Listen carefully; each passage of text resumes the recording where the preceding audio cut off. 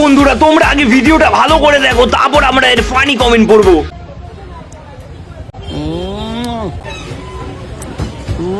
ঝুরঝুরে নরম তুলতুলে পরোটা।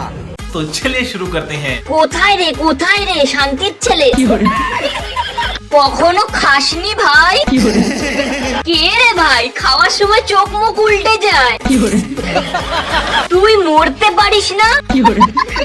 বাগানে ফেলে জন্ম দিয়েছিল তাই মাথার সমস্যা। ঠিক বলেছো। ঘরে ঘরে শুয়োর ব্লগারদের জন্ম, নিজের চিবিটা খা পাগলা দোচা।